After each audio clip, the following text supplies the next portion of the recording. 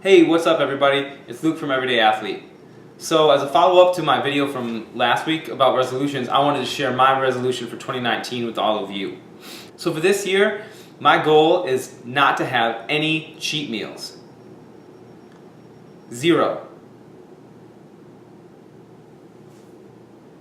Now you're probably wondering what made me come to that goal and why it's not anywhere near being a SMART goal, let alone SMART AF, which I just talked about in my last video.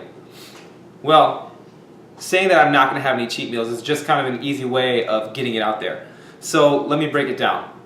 I'll start with being more specific. So I don't want to have any desserts this year. No cookies, candy, ice cream, baked goods, none of that. And again, that sounds like a really rigid goal that just doesn't make sense. But there are still a lot of things that I'm going to allow myself to eat that I enjoy. So I'm still going to eat things like peanut butter, I can drink hot chocolate, I can have some tea if I'm really craving something sweet. And that actually helps give me a little bit of sweetness while filling me up with drinking that warm liquid. It makes a huge difference for me. So then we also have to make it measurable. And just trying to go for 0, that doesn't sound measurable, attainable, or realistic, right? So from the measurability standpoint, I just want to make sure that I have as many perfect months as I can. I'm just going to take this thing one day at a time and build up to 1 month at a time and see how well I can do. So then from the attainability perspective, my goal is for 10 perfect months, and I still give myself a little wiggle room, and who knows, maybe I'll get all 12. There's only one way to find out. And then, as far as how realistic my goal is, it sounds a little bit crazy, but I've actually been building up to this for a little over 3 years.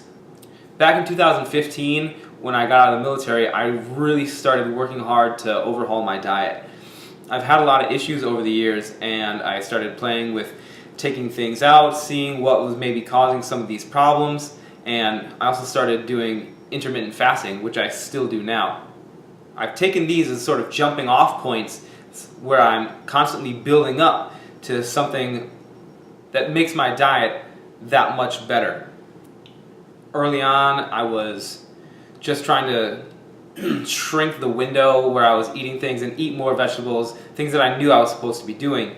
And eventually I was able to eliminate sweets from my diet in the evening, and that was really the area when I was snacking the most. So in reality, it's not that unrealistic for me to have this goal.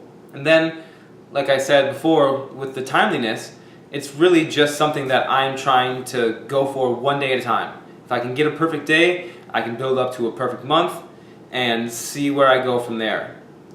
If I am struggling with it, I can maybe make it a little bit more adjustable and see how many perfect days, perfect weeks I can accomplish in a year. But again, only time will tell. And last but not least, if I want to be SMART AF, which I do, then I need to be a little bit flexible as well. So since I'm married and I have 2 kids, I know that there's going to be temptations around the house. Fortunately, my wife has been a great support, and she was one of the main people that helped me start eating better in the first place. So I will allow myself to sample things as long as I don't go crazy, and that won't necessarily disrupt my day or break down my perfect month. Along the same line, when there are holidays and other opportunities where I might slip up, I need to be flexible so that even if I do slip up, I'll make sure that I just jump right back into it and have a good day the next day. It's not going to completely destroy my year if I have some candy on Easter because my son wanted to share something with me. At the end of the day, I've never done this before. So this year is going to be a new personal best. No matter what, even if I only get 1 perfect month, it's still going to be a new personal best, and it's going to set up a baseline so that I know I can still improve. I know that then next year I can still try and build off of this and get myself a little bit healthier. And that builds into my why. So, my family means everything to me. My wife and my kids, they just mean the world to me.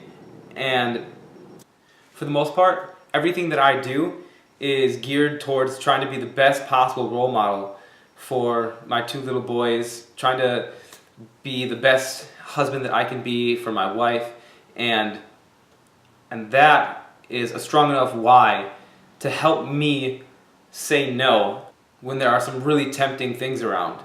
On top of that, me sharing this and putting it out there, me telling my wife and my family what my goal is, that's going to help me get the support that I need. And if not, then I need to have ownership over my own goal and be able to advocate for myself. Because if people are trying to pressure me and telling me, oh, it's not a big deal, here, just have some ice cream or have this birthday cake, it has nothing to do with them. It's all about me and my goal, and whether or not I'm willing to deviate from that goal for something like having birthday cake at my nephew's birthday party that's coming up. So that's my resolution for this year. Now, again, if you want to share your resolution, please leave it in the comments below. I'd be happy to support you and in any way that I can to achieve your goal for this year. As always, if you found this video helpful, like it, share it, leave your comments below. Whatever kind of feedback you have for me, I would really appreciate it. As always, you don't have to be an athlete to live like one. You can achieve big goals. You can accomplish so much more. Be intentional with your time and take what you're doing seriously. Take some pride in it. So get out there and be an athlete today.